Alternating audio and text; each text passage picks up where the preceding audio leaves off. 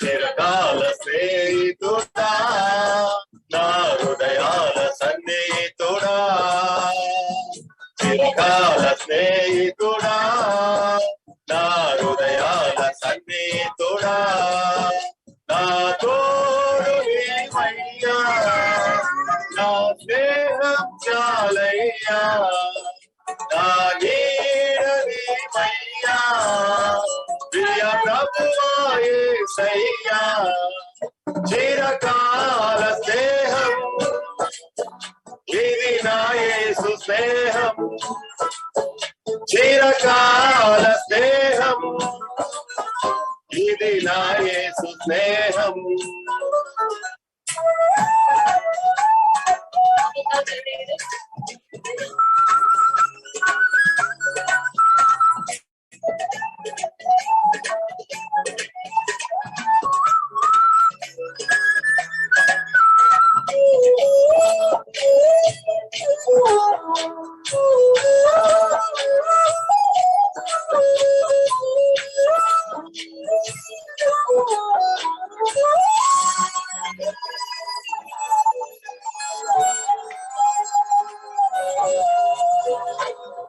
బంధువులు వెలివేసిన వెలివేయని స్నేహం లోకాడలేనట్టి ఆ దివ్య స్నేహం నా యేసుని స్నేహం బంధువులు వెలివేసిన వెలివేయని స్నేహం లోకాడలేనట్టి ఆ దివ్య స్నేహం నా యేసుని స్నేహం చిరకాల స్నేహం ఇది నా యేసు స్నేహం చిరకాల స్నేహం ఇది నా యేసు స్నేహం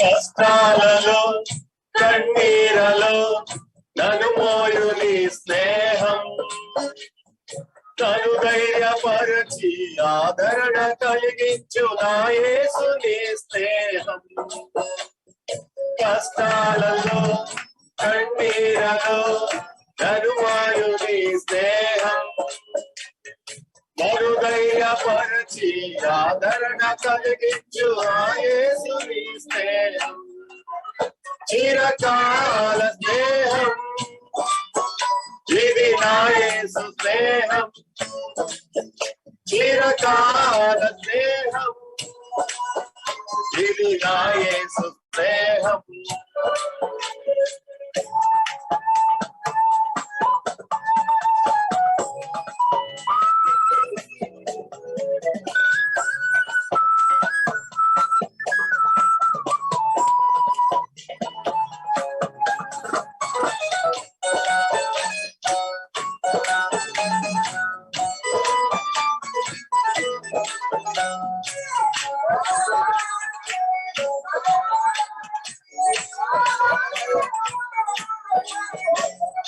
నిజమైనది విలువనిది ప్రేమించుని స్నేహం కలువరిలో చూపిన సిలువ స్నేహం నా యేసుని స్నేహం నిజమైనది విలువనిది ప్రేమించుని స్నేహం కలువరిలో చూపిన సిలువ స్నేహం నా యేసుని స్నేహం చిరకాల స్నేహం ఇది నా యేసు స్నేహం చిరకాల స్నేహం ఇది నా యేసు స్నేహం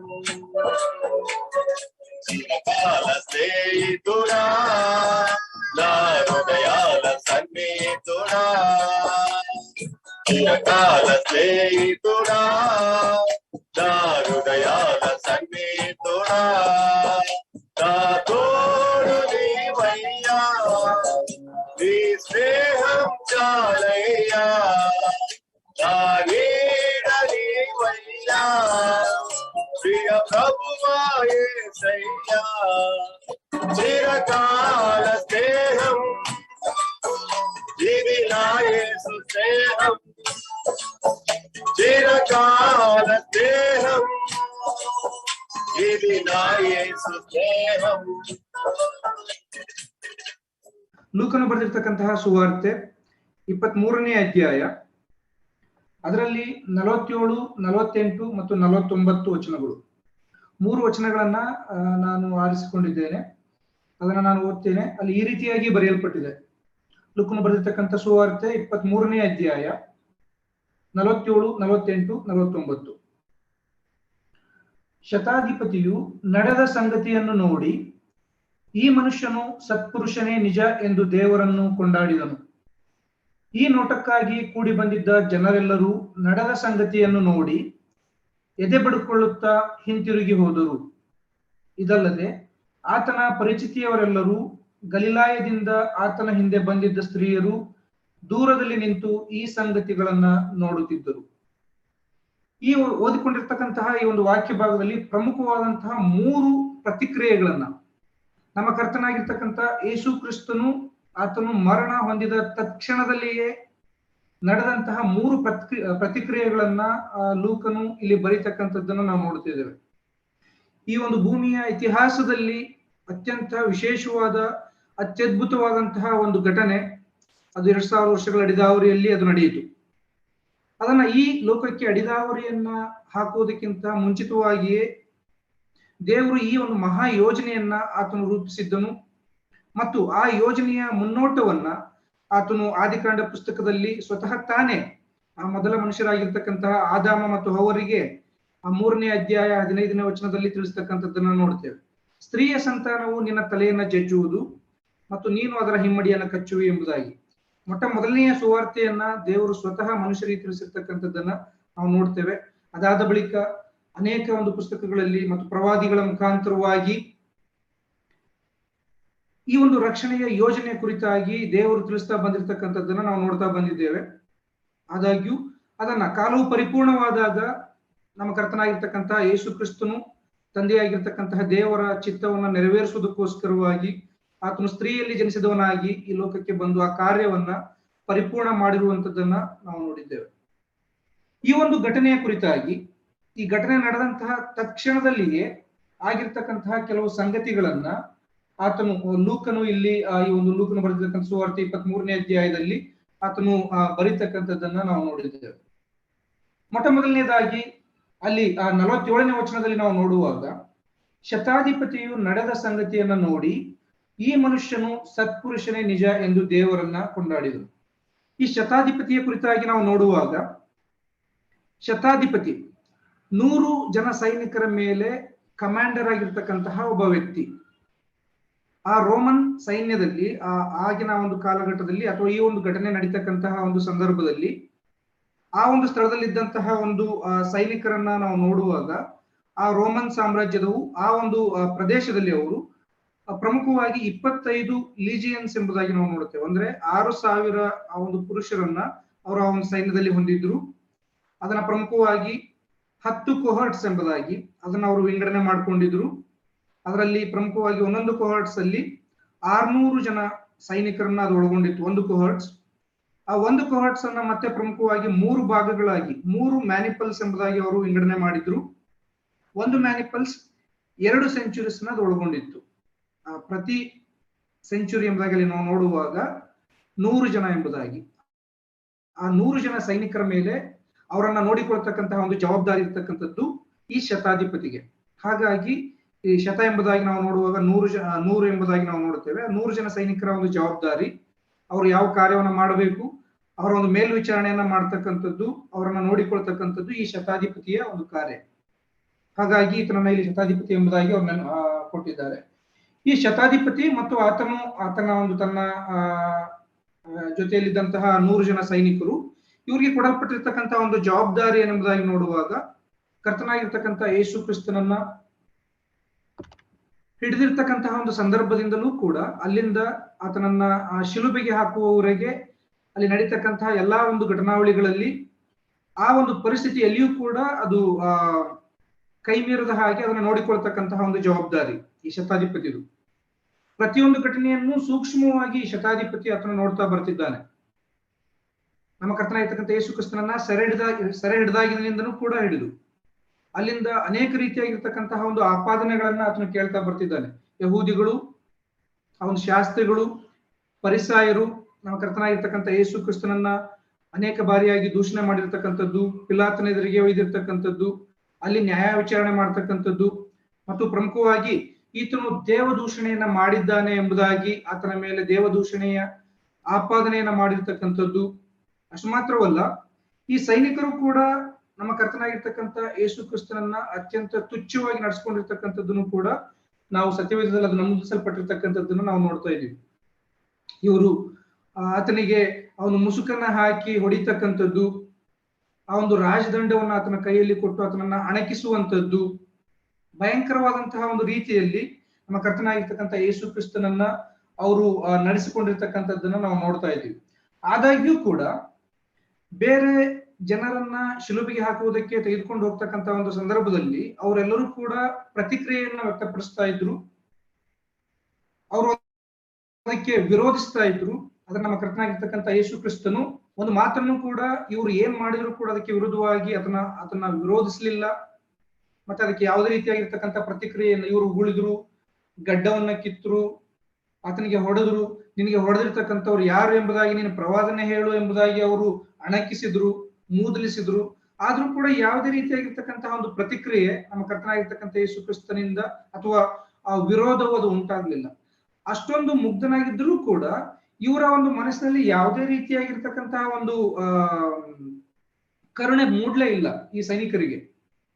ಬೇರೆ ಅಪರಾಧಿಗಳನ್ನ ಯಾವ ರೀತಿಯಲ್ಲಿ ಅವರು ಶಿಲುಬೆಗೆ ಹಾಕುವುದಕ್ಕೆ ತೆಗೆದುಕೊಂಡು ಹೋಗ್ತಾ ಇದ್ರು, ಅವರನ್ನ ಹಿಂಸೆ ಪಡಿಸ್ತಾ ಇದ್ರು, ಅದೇ ರೀತಿಯಾಗಿ ಅಂದ್ರೆ ಅಷ್ಟೊಂದು ಕಠಿಣವಾದಂತಹ ಹೃದಯವನ್ನ ಹೊಂದಿರತಕ್ಕಂತಹ ಸೈನಿಕರು, ಆ ಶತಾಧಿಪತಿಯು ಕೂಡ ಅಷ್ಟೊಂದು ದುಷ್ಟ ಜನ ಎಂಬುದಾಗಿಯೂ ಕೂಡ ನಾವು ಹೇಳ್ಬೋದು. ಆ ಯಾವುದೇ ರೀತಿಯಾದಂತ ಪ್ರತಿಕ್ರಿಯೆ ಇಲ್ಲದಿದ್ರೂ ಕೂಡ ಇವರಲ್ಲಿ ಒಂದು ಕರುಣೆ ಅಂತಕ್ಕಂಥದ್ದು ಅವರ ಕರ್ತನಾಗಿರ್ತಕ್ಕಂಥ ಯೇಸು ಕ್ರಿಸ್ತನ ಮೇಲೆ ಉಂಟಾಗ್ಲೇ ಇಲ್ಲ. ಇಷ್ಟೆಲ್ಲ ಆದ್ರೂ ಕೂಡ ಕೊನೆಯದಾಗಿ ಆ 47ನೇ ವಚನದಲ್ಲಿ ಅಲ್ಲಿ ಉಂಟಾದಂತಹ ಒಂದು ಪ್ರತಿಕ್ರಿಯೆಯನ್ನ ನೋಡುವಾಗ ನಮ್ಗೆ ಅದು ಆಶ್ಚರ್ಯವಾಗುತ್ತೆ. ಶತಾಧಿಪತಿಯು ನಡೆದ ಸಂಗತಿಯನ್ನ ನೋಡಿ ಈ ಮನುಷ್ಯನು ಸತ್ಪುರುಷನ ನಿಜ ಎಂದು ದೇವರನ್ನ ಕೊಂಡಾಡಿದನು. ಇಲ್ಲಿ ದೇವರನ್ನ ಈ ಶತಾಧಿಪತಿ ಆರಾಧಿಸ್ತಾ ಇದ್ದಾನೆ. ಯಾವಾಗ ಎಂಬುದಾಗಿ ನೋಡುವಾಗ 46ನೇ ವಚನದಲ್ಲಿ ನಾವು ನೋಡ್ತಾ ಇದ್ದೇವೆ, ತಂದೆಯೇ ನನ್ನ ಆತ್ಮವನ್ನ ನಿನ್ನ ಕೈಗೆ ಒಪ್ಪಿಸಿಕೊಡುತ್ತೇನೆ ಎಂದು ಮಹಾಧ್ವನಿಯಿಂದ ಕೂಗಿದನು. ಇದನ್ನ ಹೇಳಿದ ಮೇಲೆ ಪ್ರಾಣ ಬಿಟ್ಟನು. ನಮ್ಮ ಕರ್ತನಾಗಿರ್ತಕ್ಕಂಥ ಯೇಸು ಕ್ರಿಸ್ತನು ಈ ಸೈನಿಕರು ಆತನ ಒಂದು ಕಾಲನ್ನ ಮುರಿಯುವುದಕ್ಕಿಂತ ಮುಂಚಿತವಾಗಿಯೇ ಆತನು ತನ್ನ ಒಂದು ಪ್ರಾಣವನ್ನ ಸ್ವತಃ ಆತನೇ ಬಿಡ್ತಾ ಇದ್ದಾನೆ. ಆತನೇ ತಂದೆಯಾಗಿರ್ತಕ್ಕಂಥ ದೇವರಿಗೆ ಒಪ್ಪಿಸಿಕೊಡ್ತಾ ಇದ್ದಾನೆ. ಆ ಮರಣದ ಮೇಲೆ ಆ ಒಂದು ಅಧಿಕಾರವನ್ನ ಆತನು, ಅದರ ಮೇಲಿದ್ದಂತ ಒಂದು ನಿಯಂತ್ರಣವನ್ನ ಆತನು ತೋರಿಸ್ತಾ ಇದ್ದಾನೆ. ಆ ರೀತಿಯಾಗಿ ಆ ಮಹಾಧ್ವನಿಯಿಂದ ಕೂಗಿ ಆತನು ಪ್ರಾಣವನ್ನ ಒಪ್ಪಿಸಿಕೊಟ್ಟಂತ ಒಂದು ಸಂದರ್ಭದಲ್ಲಿ ಅಲ್ಲಾಗಿರ್ತಕ್ಕಂಥ ಅನೇಕ ಘಟನಾವಳಿಗಳನ್ನ ನಾವು ಒಂದು ಮೇಲಿನ ಭಾಗದಲ್ಲಿ ನೋಡುವಾಗ ನಾವು ಅದನ್ನ ಸ್ಪಷ್ಟವಾಗಿ ಅರ್ಥ ಮಾಡಿಕೊಳ್ಬಹುದು. ಅಲ್ಲಿ ಭಯಂಕರವಾದಂತಹ ಒಂದು ಭೂಕಂಪ ಉಂಟಾಗಿರ್ತಕ್ಕಂಥದ್ದು, ಮತ್ತು 12 ಗಂಟೆಯಿಂದ 3 ಗಂಟೆಯ ತನಕ ಅಲ್ಲಿ ಭಯಂಕರವಾದಂತಹ ಒಂದು ಕತ್ತಲು ಆವರಿಸಿಕೊಂಡಿರ್ತಕ್ಕಂಥದ್ದು. ಈ ರೀತಿಯಾಗಿರ್ತಕ್ಕಂತಹ ಒಂದು, ಮತ್ತೆ ಅಲ್ಲಿ ಸತ್ತಿರ್ತಕ್ಕಂತಹವರು ಅಲ್ಲಿ ಎದ್ದು ಬಂದು ಅಲ್ಲಿ ಓಡಾಡಿರ್ತಕ್ಕಂಥದ್ದು, ಇದೆಲ್ಲವನ್ನ ನೋಡಿರ್ತಕ್ಕಂತಹ ಆ ಶತಾಧಿಪತಿ ಕೊನೆಯದಾಗಿ ಆತನು ಅರ್ಥ ಮಾಡ್ಕೊಳ್ತಕ್ಕಂತಹ ಒಂದು ವಿಷಯ ಎಂಬುದಾಗಿ ನೋಡ್ಬೇಕಾದ್ರೆ, ಈತನು ನಿಜವಾಗಿಯೂ ಸತ್ಪುರುಷನೇ ನಿಜ ಎಂಬುದಾಗಿ. ನಾವು ಇಂಗ್ಲಿಷ್ ಭಾಷಾಂತರದಲ್ಲಿ ಅಲ್ಲಿ ನಾವು ಈ ರೀತಿಯಾಗಿ ನೋಡ್ತಾ ಇದ್ದೇವೆ. Now when the centurion saw what was done, he glorified God, saying, certainly this was a righteous man ಎಂಬುದಾಗಿ. ಈತನು ನಿಜವಾಗಲೂ ನೀತಿವಂತನೇ ಸರಿ ಎಂಬುದಾಗಿ ಆತನು ಹೇಳ್ತಕ್ಕಂಥದ್ದನ್ನು ನಾವು ನೋಡ್ತಾ ಇದ್ದೇವೆ. ಮಾರ್ಕನು ಕೂಡ ಈ ಒಂದು ಘಟನೆ ಕುರಿತಾಗಿ ಮತ್ತು ಈ ಒಂದು ಪ್ರತಿಕ್ರಿಯೆ ಕುರಿತಾಗಿ ಆತನು ಬರೀತಾ ಇದ್ದಾನೆ. Truly this man was the son of god. ನಿಜವಾಗಿಯೂ ಈತನು ದೇವಕುಮಾರನೇ ಸರಿ ಎಂಬುದಾಗಿ ಮಾರ್ಕನು ಕೂಡ ಅಲ್ಲಿ ಬರೀತಕ್ಕಂಥದ್ದು. ನಿಜವಾಗ್ಲೂ ಈತನು ದೇವಕುಮಾರನೇ ಸರಿ ಎಂಬುದಾಗಿ. ಈ ದೇವಕುಮಾರನೇ ಎಂಬುದಾಗಿ ಈತನಿಗೆ ಹೇಗೆ ಅರ್ಥ ಆಯ್ತು ಎಂಬುದಾಗಿ ನಾವು ನೋಡ್ಬೇಕಾದ್ರೆ, ಯೋಹಾನ್ ಬರೆದ ಸುವಾರ್ತೆ 19ನೇ ಅಧ್ಯಾಯ 7ನೇ ವಚನದಲ್ಲಿ ನಾವಲ್ಲಿ ಸ್ಪಷ್ಟವಾಗಿ ನೋಡಬಹುದು. ಅಲ್ಲಿ ಆ ಒಂದು ಯಹೂದಿಗಳು ಅವರು ಆಪಾದನೆ ಮಾಡ್ತಾ ಇದ್ದಾರೆ, ಒಂದು ದೇವದೂಷಣೆಯ ಒಂದು ಅಪವಾದವನ್ನ ನಮ್ಮ ಕರ್ತನಾಗಿರ್ತಕ್ಕಂಥ ಯೇಸು ಕ್ರಿಸ್ತನ ಮೇಲೆ ತೋರಿಸ್ತಕ್ಕಂಥದ್ದನ್ನ ನಾವು ನೋಡ್ತಾ ಇದ್ದೇವೆ. ಆ ಅಪವಾದ ಏನೆಂಬುದಾಗಿ ನೋಡ್ಬೇಕಾದ್ರೆ, ಈತನು ತನ್ನನ್ನ ತಾನು ದೇವರಿಗೆ ಸಮ ಮಾಡಿಕೊಳ್ತಾನೆ, ಈತನು ತಾನು ನಾನು ದೇವರ ಮಗನು ಎಂಬುದಾಗಿ ಆತನು ಹೇಳಿಕೊಳ್ತಾ ಇದ್ದಾನೆ. ಹಾಗಾಗಿ ಈತನು ದೇವದೂಷಣೆಯನ್ನ ಮಾಡ್ತಾ ಇದ್ದಾನೆ ಎಂಬುದಾಗಿ ಅವರಲ್ಲಿ ಅಪವಾದವನ್ನ ಹೊರಿಸುವಂತದ್ದನ್ನ ಈ ಶತಾಧಿಪತಿ ಕೇಳಿಸಿಕೊಂಡಿದ್ದಾನೆ. ಯಾಕೆಂಬುದಾಗಿ ನೋಡ್ಬೇಕಾದ್ರೆ, ಆತನನ್ನ ಅರೆಸ್ಟ್ ಮಾಡಿರ್ತಕ್ಕಂಥ ಸಂದರ್ಭದಿಂದ ಶಿಲುಬೆಗೆ ಹಾಕ್ತಕ್ಕಂಥ ಸಂದರ್ಭದವರೆಗೂ ಪ್ರತಿಯೊಂದೊಂದು ಇಂಚಾಗಿ ಎಲ್ಲವನ್ನೂ ಕೂಡ ಸೂಕ್ಷ್ಮವಾಗಿ ಆತನು ನೋಡ್ತಾ ಬರ್ತಿದ್ದಾನೆ. ಈಗ ಆತನು ಹೇಳ್ತಾ ಇದ್ದಾನೆ, ಈಗ ಅರ್ಥ ಆಯ್ತು ಅವನಿಗೆ, ಹೌದು ಅವ್ರು ದೂಷಣೆ ಮಾಡಿದ್ರಲ್ಲ ಅದು ನಿಜ, ಈತನು ದೇವಕುಮಾರನೇ ಸರಿ, ಈತನು ಸತ್ಪುರುಷನೇ ಸರಿ, ಹೌದು ಈತನು ನೀತಿವಂತನೇ ಸರಿ ಎಂಬುದಾಗಿ ನಾವು ಸ್ಪಷ್ಟವಾಗಿ ನಾವು ನೋಡ್ತೇವೆ. ನಾವು ಹಳೆ ಒಡಂಬಡಿಕೆ ಪುಸ್ತಕದಲ್ಲಿ ಅದಕ್ಕೆ ಆಧಾರವಾಗಿ, ಆತನು ನೀತಿವಂತನೆಂಬುದಾಗಿ ಇರ್ತಕ್ಕಂಥದಕ್ಕೆ ಆಧಾರವಾಗಿ ನಾವು ಯೆಶಾಯನ ಪ್ರವಾದನೆ ಗ್ರಂಥ 53:11 ಅಲ್ಲಿ ಕೂಡ ನಾವು ಓದಬಹುದು, ದೇವರು ಆತನು ನೀತಿವಂತನು ಎಂಬುದಾಗಿ. ಯೆರೆಮೀಯನ ಪುಸ್ತಕ 23ನೇ ಅಧ್ಯಾಯ 5ನೇ ವಚನದಲ್ಲಿಯೂ ಕೂಡ ನಾವು ನೋಡುವಾಗ ಆ ಬರಬೇಕಾಗಿರ್ತಕ್ಕಂತಹ ಕ್ರಿಸ್ತನು ಆತನು ನೀತಿವಂತನು ಎಂಬುದಾಗಿ ನಾವು ಸ್ಪಷ್ಟವಾಗಿ ಅಲ್ಲಿ ಆ ಮೂಲ ಭಾಷೆಯ ಪದವಾಗಿರ್ತಕ್ಕಂತಹ ಡಿಕಯೋಸ್ ಎಂಬುದಾಗಿ ನಾವು ನೋಡುತ್ತೇವೆ, ವಿಚ್ ಇಸ್ ರೈಚಿಯಸ್. ಡಿಕಯೋಸ್ ಎಂಬುದಾಗಿ ನೋಡುವಾಗ ಅದರ ಒಂದು ಅರ್ಥ ರೈಚಿಯಸ್, ನೀತಿವಂತನು ಎಂಬುದಾಗಿ. ಈತನು ಸ್ಪಷ್ಟವಾಗಿ ತಿಳಿದುಕೊಂಡನು. ಈತನ ಒಂದು ಪ್ರತಿಕ್ರಿಯೆ ಸರಿಯಾದಂತಹ ಒಂದು ಪ್ರತಿಕ್ರಿಯೆಯಾಗಿತ್ತು. ಒಬ್ಬ ಅವಿಶ್ವಾಸಿಯಾಗಿರ್ತಕ್ಕಂತಹ, ಒಬ್ಬ ಅನ್ಯನಾಗಿರ್ತಕ್ಕಂತಹ, ಒಬ್ಬ ವಿಗ್ರಹಾರಾಧಕನಾಗಿರ್ತಕ್ಕಂತಹ ಆ ಒಂದು ವಿಗ್ರಹಗಳನ್ನ ಆರಾಧನೆ ಮಾಡ್ತಕ್ಕಂತಹ ಈ ಒಬ್ಬ ಮನುಷ್ಯನು ಆತನು ಸ್ಪಷ್ಟವಾಗಿ ಕೊನೆಯದಾಗಿ ಆತನು ಅರ್ಥ ಮಾಡ್ಕೊಳ್ತಾನೆ, ಆತನ ಒಂದು ಮರಣದ ತರುವಾಯ ಈತನು ನಿಜವಾಗಿಯೂ ದೇವಕುಮಾರನೇ ಸರಿ ಎಂಬುದಾಗಿ. ಆ ಒಂದು ಅದಕ್ಕೆ ಕಾರಣವಾಗಿರ್ತಕ್ಕಂತಹ ಒಂದು ಘಟನಾವಳಿಗಳನ್ನ ನಾವು ನೋಡುವಾಗ ಅಲ್ಲಿ ಭಯಂಕರವಾಗಿರ್ತಕ್ಕಂತಹ ಒಂದು ಭೂಕಂಪ, ಆ ಒಂದು ಸೃಷ್ಟಿಯೂ ಕೂಡ ತನ್ನ ಒಂದು ಪ್ರತಿಕ್ರಿಯೆಯಲ್ಲಿ ಉಂಟು ಮಾಡಿತು. ಮತ್ತೆ ತನ್ನ ಒಂದು ಆ ಒಂದು ಜೀವದ ಮೇಲೆ ಇರ್ತಕ್ಕಂತಹ ಒಂದು ನಿಯಂತ್ರಣವನ್ನ ನಮ್ಮ ಕರ್ತನಾಗಿರ್ತಕ್ಕಂಥ ಯೇಸು ಕ್ರಿಸ್ತನು ಆತನು ಸ್ವತಃ ತನ್ನ ತಂದೆಗೆ ತನ್ನ ಒಂದು ಪ್ರಾಣವನ್ನು ಒಪ್ಪಿಸಿದ್ರ ಮೂಲಕವಾಗಿ ಈ ರೀತಿಯಾಗಿರ್ತಕ್ಕಂತಹ ಒಂದು ಘಟನಾವಳಿಗಳನ್ನ ಆತನು ನೋಡಿದಂತಹ ತರುವಾಯ ಆತನು ಹೇಳಿರ್ತಕ್ಕಂಥ ಒಂದು ಮಾತು, ಈತನು ನಿಜವಾಗಲೂ ದೇವರೇ, ಈತನು ಸತ್ಪುರುಷನೇ, ಈತನು ನೀತಿವಂತನೇ ಎಂಬುದಾಗಿ ಆತನು ಹೇಳ್ತಕ್ಕಂಥದ್ದನ್ನ ನಾವು ನೋಡ್ತಾ ಇದ್ದೇವೆ. ಇದಾದ ತಕ್ಷಣ ಇನ್ನೊಂದು ಪ್ರತಿಕ್ರಿಯೆಯನ್ನ ನಾವಲ್ಲಿ ನೋಡ್ತಾ ಇದ್ದೇವೆ 48ನೇ ವಚನದಲ್ಲಿ. ಈ ನೋಟಕ್ಕಾಗಿ ಕೂಡಿ ಬಂದಿದ್ದ ಜನರೆಲ್ಲರೂ ನಡೆದ ಸಂಗತಿಯನ್ನ ನೋಡಿ ಎದೆ ಬಡ್ಕೊಳ್ಳುತ್ತಾ ಹಿಂತಿರುಗಿ ಹೋದರು ಎಂಬುದಾಗಿ. ಅಲ್ಲಿ ಸೇರಿ ಬಂದಂತ ಆ ಒಂದು ಜನರ ಕುರಿತಾಗಿ ನಾವು ಎರಡನೇದಾಗಿ ಅಲ್ಲಿ ನಾವು ನೋಡ್ತಾ ಇದ್ದೇವೆ. ಅದೇ ವಾರದಲ್ಲಿ ಅಂದ್ರೆ ಆ ಒಂದು ಗುರುವಾರ ರಾತ್ರಿ ನಮ್ಮ ಕರ್ತನಾಗಿರ್ತಕ್ಕಂತಹ ಯೇಸು ಕ್ರಿಸ್ತನನ್ನ ಸೆರೆ ಹಿಡಿದಿರ್ತಕ್ಕಂಥದ್ದು. ಆದ್ರೆ ಆ ಒಂದು ಯೆರೂಸಲೇಮಿಗೆ ನಮ್ಮ ಕರ್ತನಾಗಿರ್ತಕ್ಕಂಥ ಯೇಸು ಕ್ರಿಸ್ತನು ಬರ್ತಕ್ಕಂತಹ ಒಂದು ಸಂದರ್ಭವನ್ನ ನಾವು ನೋಡುವಾಗ ಎಂತ ಅತ್ಯದ್ಭುತವಾಗಿರ್ತಕ್ಕಂತಹ ಒಂದು ಘಟನೆ ಅಲ್ಲಿ ನಡೀತಾ ಇತ್ತು. ಭಯಂಕರವಾಗಿರ್ತಕ್ಕಂತಹ ಒಂದು ಸಂತೋಷ ಆ ಒಂದು ಜನಾಂಗದಲ್ಲಿ ಅಲ್ಲಿ ಉಂಟಾಗಿರ್ತಕ್ಕಂಥದ್ದನ್ನ ಮತ್ತು ಆ ಯೇಸು ಕ್ರಿಸ್ತನನ್ನ ಸ್ವಾಗತ ಮಾಡಿರ್ತಕ್ಕಂಥ ಒಂದು ರೀತಿಯನ್ನ ನೋಡುವಾಗ ಆ ಜಯಕಾರ ಹಾಕ್ತಾ ಇದಾರೆ ಅವರೆಲ್ಲರೂ ಕೂಡ ಸೇರ್ಕೊಂಡು. ಬರಬೇಕಾಗಿರ್ತಕ್ಕಂಥ ಮೆಸ್ಸಿಯನು ಈತನೇ, ಆತನು ನಮಗೆ ಸಿಕ್ಕಿದ್ದಾನೆ. ನೋಡ್ಬೇಕಾದ್ರೆ 100 ವರ್ಷಗಳ ಕಾಲ ಆ ಒಂದು ಮೆಸ್ಸಿಯನಿಗೋಸ್ಕರವಾಗಿ, ಅವನು ಬರ್ಬೇಕಾಗಿರ್ತಕ್ಕಂಥ ಕ್ರಿಸ್ತನಿಗೋಸ್ಕರವಾಗಿ ಇವ್ರು ಎದುರು ನೋಡ್ತಾ ಇದ್ರಿ ಎಲ್ಲಾ ಜನಗಳು. ಈತನೇ ನಮ್ಮ ರಾಜನು, ಈತನೇ ನಮ್ಮ ಅರಸನು ಎಂಬುದಾಗಿ ಅಲ್ಲಿ ತಾಳೆಗರಿಂದ ಅಲ್ಲಿ ಆ ಒಂದು ಕರ್ತನಾಗಿರ್ತಕ್ಕಂಥ ಯೇಸು ಕ್ರಿಸ್ತನು ಬರ್ತಕ್ಕಂಥ ಒಂದು ಸಂದರ್ಭದಲ್ಲಿ ಅವ್ರು ಘೋಷಣೆಗಳನ್ನ ಕೂಗ್ತಕ್ಕಂಥದ್ದು, ಆತನನ್ನ ವೆಲ್ಕಮ್ ಮಾಡ್ಕೊಳ್ತಕ್ಕಂಥದ್ದು, ಸ್ವಾಗತಿಸ್ತಕ್ಕಂಥದ್ದು ಅತ್ಯದ್ಭುತವಾಗಿರ್ತಕ್ಕಂಥದ್ದು. ತುಂಬಾ ಒಂದು ಆ ರೀತಿಯಾಗಿ ಸಂತೋಷ ಪಟ್ಟಿರ್ತಕ್ಕಂಥ ಆ ಜನಗಳು ಇಲ್ಲಿ ಹೇಳ್ತಾ ಇರ್ತಕ್ಕಂಥದ್ದನ್ನ ನಾವು ನೋಡುವಾಗ 48ನೇ ವಚನದಲ್ಲಿ, ಈ ನೋಟಕ್ಕಾಗಿ ಕೂಡಿ ಬಂದಿದ್ದ ಜನರೆಲ್ಲರೂ ನಡೆದ ಸಂಗತಿಯನ್ನ ನೋಡಿ ಎದೆ ಬಡ್ಕೊಳ್ಳುತ್ತಾ ಹಿಂತಿರುಗಿ ಹೋದರು ಎಂಬುದಾಗಿ ನಾವು ನೋಡ್ತಾ ಇದ್ದೇವೆ. ಆದ್ರೆ ಆ ರೀತಿಯಾಗಿ ಸಂತೋಷ ಪಟ್ಟಿರ್ತಕ್ಕಂಥ ಅದೇ ಜನರು ಕೆಲವು ದಿನಗಳ ನಂತರ ನಾವು ನೋಡ್ತಾ ಇದ್ದೇವೆ ಅವರು ಯಾವ ರೀತಿಯಲ್ಲಿ ಅವರು ಪ್ರತಿಕ್ರಿಯೆಯನ್ನು ವ್ಯಕ್ತಪಡಿಸ್ತಿದ್ದಾರೆ ಎಂಬುದಾಗಿ.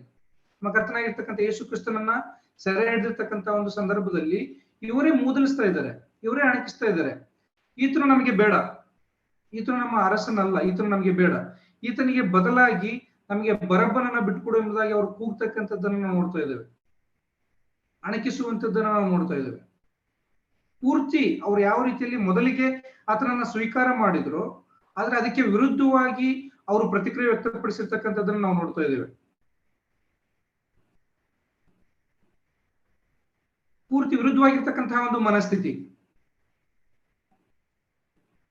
ಆದ್ರೆ ಇಲ್ಲಿ ಈ ಘಟನೆಗಳನ್ನ ನೋಡಿರ್ತಕ್ಕಂಥ ಒಂದು ಸಂದರ್ಭದಲ್ಲಿ ಅವ್ರು ಹೇಳ್ತಾ ಇರ್ತಕ್ಕಂಥದ್ದು ಅಥವಾ ಅವ್ರ ಪ್ರತಿಕ್ರಿಯೆಯನ್ನು ವ್ಯಕ್ತಪಡಿಸಿರ್ತಕ್ಕಂಥದ್ದನ್ನ ನಾವು ನೋಡುವಾಗ, ಈ ನೋಟಕ್ಕಾಗಿ ಕೂಡಿ ಬಂದಿದ್ದ ಜನರೆಲ್ಲರೂ ನಡೆದ ಸಂಗತಿಯನ್ನು ನೋಡಿ ಎದೆ ಬಡಿಕೊಳ್ಳುತ್ತಾ ಹಿಂತಿರುಗಿ ಹೋದರು ಎಂಬುದಾಗಿ. ಕೊನೆಯದಾಗಿ ಅವರ ಒಂದು ಪರಿಸ್ಥಿತಿಯನ್ನು ನೋಡುವಾಗ, ಈ ಎದೆ ಬಡ್ಕೊಳ್ತಕ್ಕಂಥದ್ದು ಎಂಬುದಾಗಿ ನಾವು ನೋಡುವಾಗ ಎಂತಹ ಒಂದು ಸಂದರ್ಭದಲ್ಲಿ ಆ ರೀತಿಯಾಗಿ ಒಬ್ಬ ಮನುಷ್ಯ ಪ್ರತಿಕ್ರಿಯೆಯನ್ನು ವ್ಯಕ್ತಪಡಿಸ್ತಾನೆ. ಆತನ ಒಂದು ಮನಸ್ಸಿನಲ್ಲಿ ಅಗಾಧವಾಗಿರ್ತಕ್ಕಂತಹ ಒಂದು ನೋವು ಉಂಟಾದಾಗ, ಅಥವಾ ಆ ಒಂದು ನೋವನ್ನ ಮರೆಯುವುದಕ್ಕೆ ಆತನ ಕಡೆಯಿಂದ ಸಾಧ್ಯವಿಲ್ಲದೆ ಇರತಕ್ಕಂತಹ ಒಂದು ಪರಿಸ್ಥಿತಿ ಉಂಟಾದಾಗ, ಅಥವಾ ಒಂದು ನೋವಿಗೆ ಯಾವುದೇ ರೀತಿಯಾಗಿರ್ತಕ್ಕಂಥ ಉಪಶಮನ ಆಗ್ತಾ ಇಲ್ಲ ಅಂತಕ್ಕಂಥ ಸಂದರ್ಭದಲ್ಲಿ, ಅಥವಾ ಒಂದು ಭಯಂಕರವಾದಂತಹ ಅಪಾಯ ನನ್ನ ಎದುರಿಗಿದೆ ಎಂಬುದಾಗಿ ಆತನಿಗೆ ಅನಿಸಿದಾಗ, ಅಥವಾ ಯಾವುದೋ ಒಂದು ದೊಡ್ಡ ವಿಷಯವನ್ನ ಕಳೆದುಕೊಂಡಿರ್ತಕ್ಕಂತಹ ಒಂದು ಸಂದರ್ಭದಲ್ಲಿ ಒಬ್ಬ ವ್ಯಕ್ತಿ ಈ ರೀತಿಯಾಗಿ ಎದೆ ಬಡ್ಕೊಳ್ತಕ್ಕಂಥದ್ದನ್ನ ನಾವು ನೋಡ್ತಾ ಇದ್ದೇವೆ. ಆದ್ರೆ ಈ ಜನರೆಲ್ಲರೂ ಕೂಡ ಈ ಒಂದು ಘಟನೆ, ನಮ್ಮ ಕರ್ತನಾಗಿರ್ತಕ್ಕಂಥ ಯೇಸು ಕ್ರಿಸ್ತನು ಆತನು ಮರಣ ಹೊಂದಿರತಕ್ಕಂತಹ ತಕ್ಷಣದಲ್ಲಿ ಅವರು ಮಾಡಿರ್ತಕ್ಕಂತಹ ಒಂದು ಘಟನೆ, ಈ ಒಂದು ಆತನನ್ನ ಶಿಲುಬೆಗೆ ಏರಿಸುವುದಕ್ಕೆ ಇವರು ಕೂಡ ಸೇರಿ ಬಂದಿದ್ದಾರೆ. ಅಲ್ಲಿ ಆ ಒಂದು 3 ಗಂಟೆಗಳ ಕಾಲ ಭಯಂಕರವಾಗಿರ್ತಕ್ಕಂತಹ ಕತ್ತಲು ಅಲ್ಲಿ ಕವಿದಿದೆ. ಆಮೇಲೆ ಭಯಂಕರವಾಗಿರ್ತಕ್ಕಂತಹ ಒಂದು ಭೂಕಂಪ, ಸಮಾಧಿಯಿಂದ ಅನೇಕರು ಅಲ್ಲಿ ಎದ್ದು ಬಂದು ಅಲ್ಲಿ ತಿರುಗಾಡ್ತಕ್ಕಂಥದ್ದು ನಾವು ನೋಡಿದ್ದಾರೆ. ಭಯಂಕರವಾಗಿರ್ತಕ್ಕಂಥ ಒಂದು ಭಯ ಹಿಡಿದಿದೆ. ಈಗ ಅವ್ರಿಗೆ ಅರ್ಥ ಆಗ್ತಿದೆ, ಹೌದು, ಆ ದೇವರ ಕೋಪವನ್ನು ನಿಜವಾಗಿಯೂ ಕೂಡ ನಾವು ನಮ್ಮ ಮೈ ಮೇಲೆ ಎಳ್ಕೊಂಡಿದೀವಿ. ಇದರಿಂದ ತಪ್ಪಿಸಿಕೊಳ್ಳುವುದು ಹೇಗೆ? ಇದರಿಂದ ಬಿಡಿಸ್ತಕ್ಕಂಥವ್ರು, ನಮ್ಮನ್ನ ಬಿಡಿಸ್ತಕ್ಕಂಥವ್ರು ಯಾರು? ಅವತ್ತು ನಾವು ನೋಡುವುದಾದ್ರೆ ಪಸ್ಕ ಹಬ್ಬ ಬೇರೆ.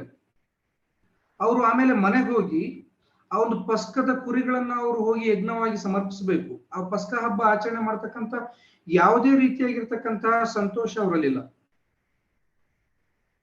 ಪೂರ್ತಿಯಾಗಿ ದುಃಖ ಮಡುಗಟ್ಟಿದೆ ಅವರ ಒಂದು ಹೃದಯದಲ್ಲಿ.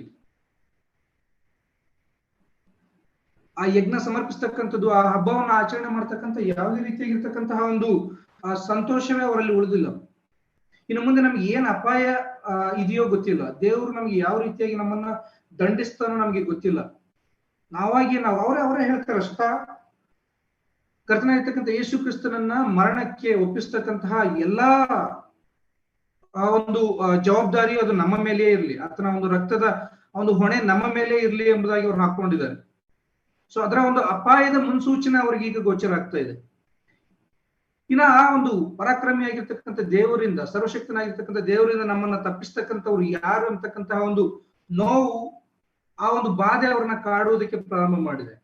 ಅದಕ್ಕೋಸ್ಕರವಾಗಿಯೇ ಅವರು ಆ ಒಂದು 48ನೇ ವಚನದಲ್ಲಿ ಅವರ ಒಂದು ಪ್ರತಿಕ್ರಿಯೆಯನ್ನು ನಾವು ನೋಡ್ತಾ ಇದ್ದೇವೆ. ಈ ನೋಟಕ್ಕಾಗಿ ಕೂಡಿ ಬಂದಿದ್ದ ಜನರೆಲ್ಲರೂ ನಡೆದ ಸಂಗತಿಯನ್ನು ನೋಡಿ ಎದೆ ಬಡ್ಕೊಳ್ಳುತ್ತಾ ಹಿಂತಿರುಗಿ ಹೋದರು ಎಂಬುದಾಗಿ ನಾವು ನೋಡ್ತಿದ್ದೇವೆ. ಮತ್ತೆ ಅಲ್ಲಿ ದೇವಾಲಯದಲ್ಲಿ ಕೂಡ ನಾವು ನೋಡುವಾಗ ಆ ಒಂದು ತೆರೆಯು ಇಬ್ಬಾಗವಾಗಿದೆ. ಆ ಪರಿಶುದ್ಧ ಸ್ಥಳ ಮತ್ತು ಮಹಾಪರಿಶುದ್ಧ ಸ್ಥಳವನ್ನ ಸಪರೇಟ್ ಮಾಡ್ತಕ್ಕಂತಹ ಆ ಒಂದು ದೇವಾಲಯದ ತೆರೆ ಅದು ಇಬ್ಬಾಗವಾಗಿದೆ. ಅಲ್ಲಿ ಯಾಜಕರು ಭಯಭೀತರಾಗಿದ್ದಾರೆ. ನಾವು ನಿಜವಾಗಿಯೂ ಕೂಡ ಆ ದೇವಕುಮಾರನನ್ನೇ ಏನ್ ಮಾಡಿದ್ದೀವಿ, ಶಿಲುಬೆಗೆ ಹಾಕಿದ್ದೇವೆ. ಈ ಕೋಪದಿಂದ, ಆ ದೇವರ ಕೋಪದಿಂದ ನಮ್ಮನ್ನ ಬಿಡಿಸ್ತಕ್ಕಂಥವ್ರು ಯಾರು ಎಂಬುದಾಗಿ ಆ ಒಂದು ಹಬ್ಬದ ಖುಷಿಯೂ ಕೂಡ ಅವರಲ್ಲಿಲ್ಲ. ಹಾಗಾಗಿ ಅವರು ಆ ಒಂದು ಪರಿಸ್ಥಿತಿನ ಆ ರೀತಿಯಾಗಿ ಎದೆ ಬಡಿಕೊಳ್ಳುವುದರ ಮೂಲಕವಾಗಿ ಅವರು ವ್ಯಕ್ತಪಡಿಸ್ತಾ ಇದ್ದಾರೆ. ಈ ರೀತಿಯಾಗಿರ್ತಕ್ಕಂಥ ಒಂದು ಪ್ರತಿಕ್ರಿಯೆಯು ಕೂಡ ಸರಿಯಾಗಿರ್ತಕ್ಕಂಥ ಒಂದು ಪ್ರತಿಕ್ರಿಯೆ. ದೇವರ ಒಂದು ಭಯ ಖಂಡಿತವಾಗ್ಲೂ ಕೂಡ ಒಳ್ಳೆಯ ರೀತಿಯಾಗಿರ್ತಕ್ಕಂಥದ್ದೇ. ಆ ರೀತಿಯಾಗಿ ದೇವರ ಒಂದು ಭಯ ಉಂಟಾದಾಗ ನಮ್ಮ ಒಂದು ಪರಿಸ್ಥಿತಿ ಏನೆಂಬುದಾಗಿ ಅದು ನಮಗೆ ಅದು ತಿಳಿಯಪಡಿಸುವಂತದ್ದಾಗಿದೆ. ಅದಾದ ನಂತರ ಅದರಿಂದ ಪರಿಹಾರ ಏನೆಂಬುದಾಗಿ ಹುಡುಕುವುದಕ್ಕೆ ಅವರು ಪ್ರಯಾಸ ಪಡುವುದಕ್ಕೆ ಅದು ದಾರಿಯನ್ನು ಉಂಟು ಮಾಡುವಂತದ್ದಾಗಿದೆ. ಅಲ್ಲಿ ನಾವು ಇದಕ್ಕೆ ಸಮಾನವಾಗಿರ್ತಕ್ಕಂತಹ, ಇದಕ್ಕೆ ಆಧಾರವಾಗಿ ಇದಕ್ಕೆ ಪುಷ್ಟೀಕರಣವನ್ನು ಉಂಟು ಮಾಡತಕ್ಕಂಥ ಇನ್ನೊಂದು ಘಟನೆಯನ್ನು ನಾವು ಲೂಕನು ಬರೆದಿರ್ತಕ್ಕಂಥ ಸುವಾರ್ತೆ 18ನೇ ಅಧ್ಯಾಯದ 13ನೇ ವಚನದಲ್ಲಿಯೂ ಕೂಡ ನಾವು ನೋಡಬಹುದು. ಅಲ್ಲಿ ಇಬ್ಬರು ವ್ಯಕ್ತಿಗಳು ಪ್ರಾರ್ಥನೆ ಮಾಡುವುದಕ್ಕೋಸ್ಕರವಾಗಿ ದೇವಾಲಯಕ್ಕೆ ಹೋದಾಗ ಸುಂಕದವನು, ಆತನು ಕೂಡ ಅದೇ ರೀತಿಯಾಗಿ ಆತನು ನಿಂತು ಆಕಾಶದ ಕಡೆಗೆ ಕಣ್ಣೆತ್ತಿ ನೋಡಲು ಮನಸ್ಸಿಲ್ಲದೆ ಎದೆಯನ್ನ ಬಡ್ಕೊಳ್ಳುತ್ತಾ, ದೇವರೇ, ಪಾಪಿಯಾದ ನನ್ನನ್ನು ಕರುಣಿಸು ಎಂದನು ಎಂಬುದಾಗಿ ಆತನು ಆ ರೀತಿಯಾಗಿ ಪ್ರಾರ್ಥನೆ ಮಾಡ್ತಕ್ಕಂಥದ್ದನ್ನ, ಎದೆ ಬಡ್ಕೊಳ್ತಕ್ಕಂಥದ್ದನ್ನು ನಾವು ನೋಡ್ತಾ ಇದ್ದೇವೆ. ಈ ಒಂದು ಭಯ ಅವರಿಗೆ ದಿನದಿಂದ ದಿನಕ್ಕೆ, ಆ ಒಂದು ಪಸ್ಕ ಹಬ್ಬ ಮುಗಿದರೂ ಕೂಡ, ದಿನಗಳು ಕಳೆದರೂ ಕೂಡ ಆ ನೋವು ಅವರಿಗೆ ಕಡಿಮೆ ಆಗ್ತಾ ಇಲ್ಲ. ಆ ಒಂದು ಭಯ ಅವರನ್ನ ಬಿಟ್ಟು ಹೋಗ್ತಾ ಇಲ್ಲ. ದಿನದಿಂದ ದಿನಕ್ಕೆ ಅವರ ಒಂದು ಹೃದಯ ಒಡೆದು ಹೋಗುವಷ್ಟರ ಮಟ್ಟಿಗೆ ಆ ಒಂದು ಭಯ ಹೆಚ್ಚಾಗ್ತಾನೆ ಇದೆ. ಪ್ರತಿದಿನವೂ ಕೂಡ ಅದು ಹೆಚ್ಚಾಗ್ತಾನೆ ಇದೆ. ಖಂಡಿತವಾಗ್ಲೂ ಕೂಡ ಇದು ಒಂದು ಸರಿಯಾಗಿರ್ತಕ್ಕಂತಹ ಒಂದು ಪ್ರತಿಕ್ರಿಯೆಯಾಗಿದೆ. ದೇವರ ಭಯ, ದೇವರ ಕಡೆಗೆ ತಿರುಗಿಕೊಳ್ಳುವುದಕ್ಕೆ ಇದು ಒಂದು ಸರಿಯಾಗಿರ್ತಕ್ಕಂತಹ ಒಂದು ಪ್ರತಿಕ್ರಿಯೆಯಾಗಿದೆ. ನಾವು ಅಪೊಸ್ತಲರ ಕೃತ್ಯಗಳು 2ನೇ ಅಧ್ಯಾಯ 36ನೇ ವಚನ, 36ರಿಂದ 38ನೇ ವಚನವನ್ನ ನಾವು ನೋಡಿಕೊಳ್ಳೋಣ. ಅಪೊಸ್ತಲರ ಕೃತ್ಯಗಳು 36ನೇ ಅಧ್ಯಾಯ 2ನೇ ಅಧ್ಯಾಯ 36ರಿಂದ 38 ವಚನದವರೆಗೂ ನಾವು ನೋಡಿಕೊಳ್ಳೋಣ. ಈ ಒಂದು ಭಯ ಅವರನ್ನ ಯಾವುದಕ್ಕೆ ನಡೆಸಿತು ಎಂಬುದಾಗಿ ನಾವು ನೋಡುವಾಗ ಅಲ್ಲಿ ಈ ರೀತಿಯಾಗಿ ಬರೆಯಲ್ಪಟ್ಟಿದೆ. ಆ ಪಂಚಾಶತ್ತಮ ಹಬ್ಬದ ದಿನದಂದು ಪೇತ್ರನು ಅಲ್ಲಿ ಎದ್ದು ನಿಂತ್ಕೊಂಡು ಆತನು ಪ್ರಸಂಗವನ್ನ ಮಾಡುವುದಕ್ಕೆ ಪ್ರಾರಂಭ ಮಾಡ್ತಾನೆ. ಆ ಒಂದು ಪ್ರಸಂಗದ ಕೊನೆಯಲ್ಲಿ ಆತನ ಹೇಳ್ತಕ್ಕಂತ ಒಂದು ಮಾತನ್ನ ನಾವು ಅಪೊಸ್ತಲರ ಕೃತ್ಯಗಳು 2ನೇ ಅಧ್ಯಾಯ 36ರಿಂದ 38ರವರೆಗೂ ನಾವು ನೋಡ್ಕೊಳ್ಬಹುದು. ಅಲ್ಲಿ ಈ ರೀತಿಯಾಗಿ ಬರೆಯಲ್ಪಟ್ಟಿದೆ. ಆದುದರಿಂದ ನೀವು ಶಿಲುಬೆಗೆ ಹಾಕಿಸಿದ ಈ ಯೇಸುವನ್ನೇ ದೇವರು ಒಡೆಯನನ್ನಾಗಿಯೂ ಕ್ರಿಸ್ತನನ್ನಾಗಿಯೂ ಮಾಡಿದ್ದಾನೆಂಬುದು ಇಸ್ರಾಯೇಲ್ ಕುಲದವರಿಗೆಲ್ಲ ನಿಸ್ಸಂದೇಹವಾಗಿ ತಿಳಿದಿರಲಿ ಎಂದು ಹೇಳಿದನು. ಈ ರೀತಿಯಾಗಿ ಆತನು ಪ್ರಸಂಗವನ್ನ ಮಾಡಿರ್ತಕ್ಕಂತಹ ಒಂದು ಸಂದರ್ಭದಲ್ಲಿ ಈ ಒಂದು ಪ್ರಸಂಗ ಅವರಿಗೆ ಅದು ಯಾವ ರೀತಿಯಲ್ಲಿ ಉಂಟಾಯ್ತು ಎಂಬುದಾಗಿ ನೋಡ್ಬೇಕಾದ್ರೆ, ಇದನ್ನ ಅವರು ಕೇಳಿ ಹೃದಯದಲ್ಲಿ ಅಲಗು ನೆಟ್ಟಂತಾಗಿ ಪೇತ್ರನನ್ನು, ಉಳಿದ ಅಪೊಸ್ತಲರನ್ನು, ಸಹೋದರರೇ ನಾವೇನು ಮಾಡಬೇಕು ಎಂದು ಕೇಳಿದರು. ಆ ಭಯಂಕರವಾಗಿರ್ತಕ್ಕಂತಹ ಒಂದು ಭಯ, ಆ ಒಂದು ನೋವು, ಆ ಒಂದು ವೇದನೆ ಏನಿತ್ತಲ್ಲ, ಅವರ ಒಂದು ಹೃದಯ ಒಡೆದು ಹೋಗುವಷ್ಟರ ಮಟ್ಟಿಗೆ ಇತ್ತು ಆ ಒಂದು ನೋವು. ಆ ಒಂದು ಸಂದರ್ಭದಲ್ಲಿಯೇ ಈತನು ನಿಂತ್ಕೊಂಡು ಆತನ ಪ್ರಸಂಗವನ್ನ ಮಾಡ್ತಾ ಇದ್ದಾನೆ. ನೀವು ಸಾಯಿಸಿರ್ತಕ್ಕಂಥ ಅಥವಾ ನೀವು ಶಿಲುಬೆಗೆ ಹಾಕಿರ್ತಕ್ಕಂತಹ ಯೇಸುವನ್ನೇ ದೇವರು ಒಡೆಯನನ್ನಾಗಿಯೂ ಕ್ರಿಸ್ತನನ್ನಾಗಿಯೂ ಮಾಡಿದ್ದಾನೆಂಬುದಾಗಿ ಆತನು ತಿಳಿಸ್ತಾ ಇದ್ದಾನೆ. ಈ ಒಂದು ಮೆಸೇಜ್ ಅನ್ನ, ಈ ಒಂದು ಸಂದೇಶವನ್ನ ಕೇಳಿದಂತಹ ಸಂದರ್ಭದಲ್ಲಿ ಅವರ ಒಂದು ಹೃದಯದಲ್ಲಿ ಅದು ಅಲಗು ನೆಟ್ಟಂತಾಯ್ತು. ಅದಕ್ಕೋಸ್ಕರ ಅದೇ ತಕ್ಷಣದಲ್ಲಿ ಅವ್ರು ಕೇಳ್ತಾ ಇದ್ದಾರೆ, ಸಹೋದರನ ನಾವೇನು ಮಾಡಬೇಕೆಂಬುದಾಗಿ. ಪೇತ್ರನು ಹೇಳ್ತಾನೆ, ನೀವು ದೇವರ ಕಡೆಗೆ ತಿರುಗಿಕೊಳ್ಳಬೇಕು, ನೀವು ಪಶ್ಚಾತ್ತಾಪ ಪಡಬೇಕೆಂಬುದಾಗಿ. ಆ ಮಾತನ್ನ ಕೇಳಿರ್ತಕ್ಕಂತಹ ಒಂದು ಸಂದರ್ಭದಲ್ಲಿ, ಆ ಒಂದು ಪ್ರಸಂಗವನ್ನ ಕೇಳಿರ್ತಕ್ಕಂತಹ ಒಂದು ಸಂದರ್ಭದಲ್ಲಿಯೇ ಅವರು ಆ ರೀತಿಯಾಗಿ ಪ್ರತಿಕ್ರಿಯೆಯನ್ನ ವ್ಯಕ್ತಪಡಿಸಿ ಅವರು ಪಶ್ಚಾತ್ತಾಪ ಪಡ್ತಾರೆ. ತಾವು ಮಾಡಿರ್ತಕ್ಕಂತಹ ಒಂದು ಕಾರ್ಯಕ್ಕೆ ಅವರು ಪಶ್ಚಾತ್ತಾಪವನ್ನ ಪಟ್ಟು ಅವ್ರು ಹಿಂದಿರುಗ್ತಾರೆ, ಅವರು ದೇವರ ಕಡೆಗೆ ತಿರುಗಿಕೊಳ್ತಾರೆ. ನಾವು ನೋಡ್ತೇವೆ ಅಲ್ಲಿ 3,000 ಜನರ ರಕ್ಷಣೆ ಅಂತಾರೆ. ಅದಾದ ನಂತರ ಮತ್ತೆ ನಾವು ಆ ಒಂದು ಅಪೊಸ್ತಲರ ಕೃತ್ಯಗಳನ್ನ ನಾವು ಮುಂದಿನ ಭಾಗವನ್ನು ನೋಡ್ತಾ ಹೋಗುವಾಗ 5,000 ಜನ, ಹೀಗೆ ದಿನೇ ದಿನೇ ದಿನೇ ಅಲ್ಲಿ ಆ ಒಂದು ಕ್ರಿಸ್ತನ ಕಡೆಗೆ ತಿರುಗ್ತಕ್ಕಂಥವರ ಒಂದು ಸಂಖ್ಯೆ ಅಲ್ಲಿ ಹೆಚ್ಚಾಗ್ತಾನೆ ಹೋಗ್ತಾ ಇದೆ. ಇದಕ್ಕೆ ಪ್ರಿಪರೇಷನ್, ಇದಕ್ಕೆ ಸಿದ್ಧತೆ ಅಲ್ಲೇ ಉಂಟಾಗಿರ್ತಕ್ಕಂಥದ್ದು. ನಮ್ಮ ಕರ್ತನಾಗಿರ್ತಕ್ಕಂಥ ಯೇಸು ಕ್ರಿಸ್ತನು ಮರಣವನ್ನ ಹೊಂದಿರತಕ್ಕಂಥ ಒಂದು ಸಂದರ್ಭದಲ್ಲಿ ನಿಜವಾಗಿಯೂ ಕೂಡ ಆ ಒಂದು ಭಯ ಹಿಡಿತ ಅವರಿಗೆ. ಹೌದು, ನಾವು ದೇವಕುಮಾರನನ್ನ, ನಾವು ನಿಜವಾಗೂ ಆ ಒಂದು ಸತ್ಪುರುಷನನ್ನ, ಆ ಒಂದು ನೀತಿವಂತನನ್ನ ನಾವು ಶಿಲುಬೆಗೆ ಹಾಕಿದೆವು. ಆ ಒಂದು ಭಯ ಅವ್ರಿಗೆ ಹಿಡಿತು. ಹಾಗಾಗಿ ಅವರಲ್ಲಿ ಎದೆ ಬಡ್ಕೊಳ್ತಾ ಹೋದ್ರು. ಆ ಒಂದು ಭಯ ಅವರನ್ನ ಇಲ್ಲಿ ರಕ್ಷಣೆಗೆ ನಡೆಸಿರ್ತಕ್ಕಂಥದ್ದನ್ನು ನಾವು ನೋಡ್ತಿದ್ದೇವೆ. ಖಂಡಿತವಾಗ್ಲೂ ಕೂಡ ಈ ಒಂದು ಜನರ ಒಂದು ಪ್ರತಿಕ್ರಿಯೆಯೂ ಕೂಡ ಇಲ್ಲಿ ಅದು ಸರಿಯಾಗಿರ್ತಕ್ಕಂತಹ ಒಂದು ಪ್ರತಿಕ್ರಿಯೆ ಆಗಿದೆ. ಇದಾದ ನಂತರ ಅಲ್ಲಿ 3ನೇ ಒಂದು ಪ್ರತಿಕ್ರಿಯೆಯನ್ನು ನಾವು ನೋಡುವಾಗ, ಇದಲ್ಲದೆ ಆತನ ಪರಿಚಿತಿಯವರೆಲ್ಲರೂ ಗಲಿಲಾಯದಿಂದ ಆತನ ಹಿಂದೆ ಬಂದಿದ್ದ ಸ್ತ್ರೀಯರು ದೂರದಲ್ಲಿ ನಿಂತು ಈ ಸಂಗತಿಗಳನ್ನ ನೋಡುತ್ತಿದ್ದರು. ಅಲ್ಲಿ ಇನ್ನೊಂದು ಗುಂಪನ್ನ ನಾವು ನೋಡ್ತಾ ಇದ್ದೇವೆ. ಮೊದಲನೇದಾಗಿ ನೋಡಿರ್ತಕ್ಕಂಥದ್ದು ಆ ವಿಗ್ರಹಾರಾಧಕರಾಗಿರ್ತಕ್ಕಂತಹ ರೋಮನ್ ಸೈನಿಕರು ಮತ್ತು ಒಂದು ಶತಾಧಿಪತಿಯ ಕುರಿತಾಗಿ, ಅದಾದ ನಂತರ ಅಲ್ಲಿ ಸೇರಿ ಬಂದಿರತಕ್ಕಂತಹ ಒಂದು ಗುಂಪಿನ ಕುರಿತಾಗಿ, ಮತ್ತೆ 3ನೇದಾಗಿ ಇವರು ಆತನನ್ನ ತಿಳಿದುಕೊಂಡಿರ್ತಕ್ಕಂಥವ್ರು, ಆತನ ಪರಿಚಿತಿಯವರು, ಇವರು ಗಲಿಲಾಯದವರು ಎಂಬುದಾಗಿ, ಗಲಿಲಾಯದಿಂದ ಆತನ ಹಿಂದೆ ಬಂದಿರತಕ್ಕಂಥವ್ರು ಎಂಬುದಾಗಿ, ಮತ್ತು ಆ ಗುಂಪಿನಲ್ಲಿ ಸ್ತ್ರೀಯರು ಕೂಡ ಇದ್ದಾರೆ ಎಂಬುದಾಗಿ ನಾವು ನೋಡ್ತಾ ಇದ್ದೀವಿ. ಇವರು ದೂರದಲ್ಲಿ ನಿಂತು ಈ ಸಂಗತಿಗಳನ್ನ ನೋಡ್ತಾ ಇದ್ದಾರೆ ಎಂಬುದಾಗಿ. ಆ ಒಂದು ಸ್ತ್ರೀಯರು ಯಾರ್ಯಾರು ಎಂಬುದಾಗಿ ನಾವು ಯೋಹಾನ್ ಬರೆಸುವಾರ್ತೆ 19ನೇ ಅಧ್ಯಾಯ 25ನೇ ವಚನದಲ್ಲಿ ನಾವು ನೋಡಬಹುದು. ಅಲ್ಲಿ ಈ ರೀತಿಯಾಗಿ ಬರೆಯಲ್ಪಟ್ಟಿದೆ, ಯೇಸುವಿನ ಶಿಲುಬೆಯ ಬಳಿಯಲ್ಲಿ ಆತನ ತಾಯಿಯು, ಆತನ ತಾಯಿಯ ತಂಗಿಯು, ಕ್ಲೋಪನ ಹೆಂಡತಿಯಾದ ಮರಿಯಳು, ಮಗ್ದಲದ ಮರಿಯಳು ನಿಂತಿದ್ದಳು ಎಂಬುದಾಗಿ ಒಂದು ಕೆಲವು ಸ್ತ್ರೀಯರ ಒಂದು ಹೆಸರನ್ನ ನಾವು ಒಂದು ಯೋಹಾನ್ ಬರೆದ ಸುವಾರ್ತೆಯಲ್ಲಿ ನಾವು ನೋಡಬಹುದು. ಇದಕ್ಕಿಂತ ಮುಂಚಿತವಾಗಿ ಈ ಒಂದು ಘಟನೆ ಆಗುವುದಕ್ಕಿಂತ ಮುಂಚಿತವಾಗಿ ಅಲ್ಲಿ ಆ ಒಂದು ಶಿಲುಬೆಯ ಬಳಿಯಲ್ಲಿ ಇವರು ಇದ್ರು. ಆಗ ಕರ್ತನಾಗಿರ್ತಕ್ಕಂಥ ಯೇಸು ಕ್ರಿಸ್ತನು ತನ್ನ ತಾಯಿಯಾಗಿರ್ತಕ್ಕಂತಹ ಮರಿಯಳನ್ನ ತನ್ನ ಒಂದು ಪ್ರಿಯ ಶಿಷ್ಯನಿಗೆ ಅವರು ಒಪ್ಪಿಸ್ತಕ್ಕಂಥದ್ದನ್ನು ನಾವು ನೋಡ್ತಾ ಇದ್ವಿ. ಇಗೋ ನಿನ್ನ ತಾಯಿ, ಇಗೋ ನಿನ್ನ ಮಗ ಎಂಬುದಾಗಿ ಅಲ್ಲಿ ಒಪ್ಪಿಸ್ಕೊಡ್ತಕ್ಕಂಥದ್ದನ್ನು ನಾವು ನೋಡ್ತಾ ಇದೀವಿ. ಆದ್ರೆ ಈಗ ಇವರು ಶಿಲುಬೆಯ ಬಳಿಯಲ್ಲಿಲ್ಲ, ಇವರು ಸ್ವಲ್ಪ ದೂರ ಇದ್ದಾರೆ ಈಗ. ಇದಲ್ಲದೆ ಆತನ ಪರಿಚಿತಿಯವರೆಲ್ಲರೂ ಗಲಿಲಾಯದ ಹಿಂದೆ ಬಂದಿದ್ದ ಸ್ತ್ರೀಯರು ದೂರದಲ್ಲಿ ನಿಂತು ಈ ಸಂಗತಿಗಳನ್ನ ನೋಡುತ್ತಿದ್ದರು. ನಮ್ಮ ಕರ್ತನಾಗಿರ್ತಕ್ಕಂಥ ಯೇಸು ಕ್ರಿಸ್ತನು ಆತನ ಜೊತೆಗೆ ಆತನು ಮಾಡ್ತಕ್ಕಂತಹ ಒಂದು ಕಾರ್ಯಗಳನ್ನ, ಆತನು ಈ ಲೋಕದಲ್ಲಿ ಸೇವೆಯಲ್ಲಿದ್ದಂತಹ ಒಂದು ಸಂದರ್ಭದಲ್ಲಿ ಆತನು ಮಾಡಿರ್ತಕ್ಕಂತಹ ಅದ್ಭುತ ಕಾರ್ಯಗಳನ್ನ, ಆತನ ಬೋಧನೆಯನ್ನ, ಆತನು ರೋಗ ವಾಸಿ ಮಾಡ್ತಕ್ಕಂಥದ್ದನ್ನ, ಕುಂಟರಿಗೆ ಕಾಲು ಕೊಡ್ತಕ್ಕಂಥದ್ದು, ಕುರುಡರಿಗೆ ಕಣ್ಣು ಕೊಡ್ತಕ್ಕಂಥದ್ದು, ರೋಗಗಳನ್ನ ವಾಸಿ ಮಾಡಿರ್ತಕ್ಕಂಥದ್ದು, ಸತ್ತಂತವರಿಗೆ ಆ ಜೀವವನ್ನ ಕೊಟ್ಟಿರ್ತಕ್ಕಂಥದ್ದು, ಈ ರೀತಿಯಾಗಿ ಆತನ ಜೊತೆಗೆ ಈ ಎಲ್ಲಾ ಘಟನೆಗಳನ್ನ ನೋಡಿರ್ತಕ್ಕಂಥದ್ದು. ಮತ್ತೆ ಈತನೇ ನಿಜವಾಗಿರ್ತಕ್ಕಂಥ ಕ್ರಿಸ್ತನು, ನಾವು ಇದುವರೆಗೂ ಕೂಡ ಕಾಯ್ತಾ ಇದ್ದಂತಹ ಮೆಸ್ಸಿಯನು ಈತನೇ ಎಂಬುದಾಗಿ ನಂಬಿರ್ತಕ್ಕಂಥವ್ರು ಇವರು.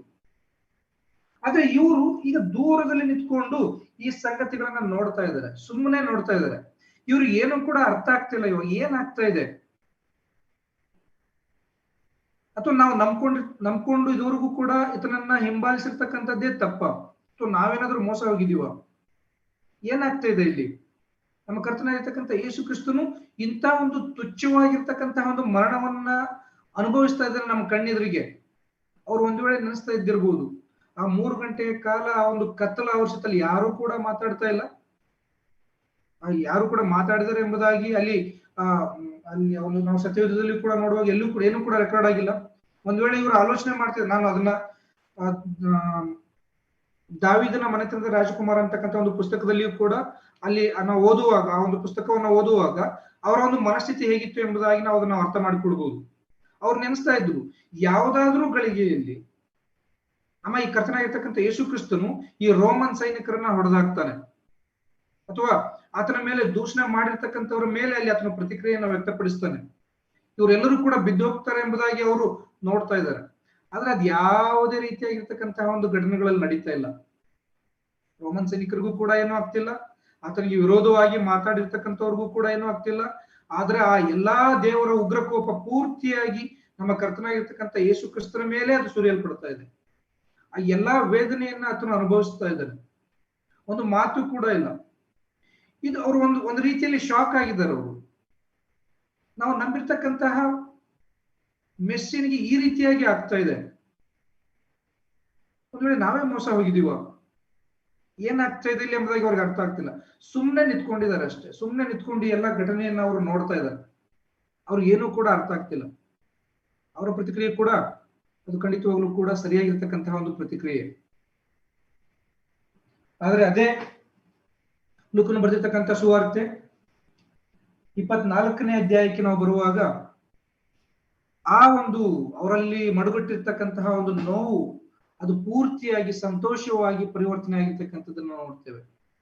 ಅಲ್ಲಿ ನಾವು ನೋಡ್ತೇವೆ, ಆ ಸ್ತ್ರೀಯರು 24ನೇ ವಚನದ ಪ್ರಾರಂಭದಲ್ಲಿ ಸಬ್ಬತ್ ದಿನದಲ್ಲಿ ಧರ್ಮ ನಿಯಮದ ಪ್ರಕಾರ ವಿಶ್ರಮಿಸಿಕೊಂಡು ವಾರದ ಮೊದಲನೆಯ ದಿನದಲ್ಲಿ ಇನ್ನೂ ಮೊಬ್ಬಿರುವಾಗ ತಾವು ಸಿದ್ಧ ಮಾಡಿದ್ದ ಸುಗಂಧ ದ್ರವ್ಯಗಳನ್ನ ತೆಗೆದುಕೊಂಡು ಸಮಾಧಿಗೆ ಬಂದರು. ಸಮಾಧಿಗೆ ಮುಚ್ಚಿದ್ದ ಕಲ್ಲು ಅಲ್ಲಿಂದ ಉರುಳಿಸಲ್ಪಟ್ಟಿರುವುದನ್ನು ಕಂಡು ಒಳಕ್ಕೆ ಹೋಗಿ ನೋಡುವಲ್ಲಿ ಯೇಸು ಸ್ವಾಮಿಯ ದೇಹವು ಕಾಣಲಿಲ್ಲ. ಈ ವಿಷಯದಲ್ಲಿ ಅವರಿಗೆ ಗಲಿಬಿಲಿ ಉಂಟಾದಾಗ ಅಲ್ಲಿ ಹೊಳೆಯುವ ಉಡುಪನ್ನ ಧರಿಸಿದ್ದ 2 ಪುರುಷರು ಅಕಸ್ಮಾತ್ ಆಗಿ ಅವರ ಬಳಿಯಲ್ಲಿ ನಿಂತುಕೊಂಡರು. ಆ ಸ್ತ್ರೀಯರು ಭಯ ಹಿಡಿದವರಾಗಿ ತಮ್ಮ ಮುಖಗಳನ್ನ ನೆಲದ ಕಡೆಗೆ ಬಗ್ಗಿಸಿಕೊಂಡಿರುವಾಗ ಆ ಪುರುಷರು ಅವರಿಗೆ, ಸತ್ತವರೊಳಗೆ ಬದುಕಿರುವವನನ್ನ ಹುಡುಕುವುದೇನು, ಆತನು ಇಲ್ಲಿ ಇಲ್ಲ, ಎದ್ದಿದ್ದಾನೆ ಎಂಬುದಾಗಿ ಅಲ್ಲಿ ತಿಳಿಸ್ತಕ್ಕಂಥದ್ದನ್ನ ಅವರು ಕೇಳಿಸ್ಕೊಂಡಿರ್ತಕ್ಕಂಥ ಒಂದು ಸಂದರ್ಭದಲ್ಲಿ ಅವ್ರಿಗೆ ಈಗ ಸ್ಪಷ್ಟವಾಗಿ ಅರ್ಥ ಆಗ್ತದೆ. ಇದುವರೆಗೂ ಕೂಡ ಅನೇಕ ರೀತಿಯಾಗಿರ್ತಕ್ಕಂತಹ ಒಂದು ಪ್ರವಾದನಾ ವಾಕ್ಯಗಳನ್ನ ಮತ್ತು ಈ ಒಂದು ಪುನರುತ್ಥಾನದ ಕುರಿತಾಗಿ ನಮ್ಮ ಕರ್ತನಾಗಿರ್ತಕ್ಕಂಥ ಯೇಸು ಕ್ರಿಸ್ತನು ಅವರಿಗೆ ತಿಳಿಸಿದ್ರು. ಆದ್ರೂ ಕೂಡ ಅದನ್ನ ಅರ್ಥ ಮಾಡಿಕೊಳ್ಳುವಷ್ಟು ಅದನ್ನ ಗ್ರಹಿಸುವಷ್ಟು ಅವರಿಗೆ ಸಾಮರ್ಥ್ಯವಿರಲಿಲ್ಲ.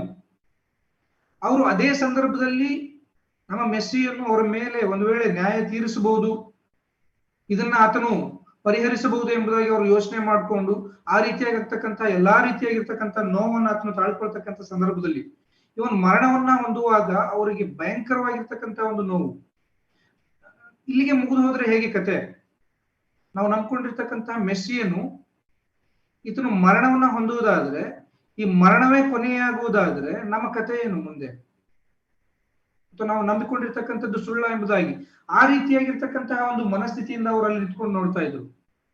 ಆದ್ರೆ ಕೊನೆಯದಾಗಿ ಅವ್ರಿಗೆ ಅರ್ಥ ಆಯ್ತು, ಆ ಪುನರುತ್ಥಾನವಾದಂತಹ ಒಂದು ಸಂದರ್ಭದಲ್ಲಿ ನಮ್ಮ ಕರ್ತನಾಗಿರ್ತಕ್ಕಂಥ ಯೇಸು ಕ್ರಿಸ್ತನು ಆ ಒಂದು ಮರಣವನ್ನ ಜಯಿಸಿ ಎದ್ದಂತಹ ಒಂದು ಸಂದರ್ಭದಲ್ಲಿ ಈ ಹಿಂದೆ ಹೇಳಿರ್ತಕ್ಕಂತಹ ಎಲ್ಲಾ ಒಂದು ಮಾತುಗಳು ಅವರಿಗೆ ಜ್ಞಾಪಕಕ್ಕೆ ಬರುತ್ತೆ.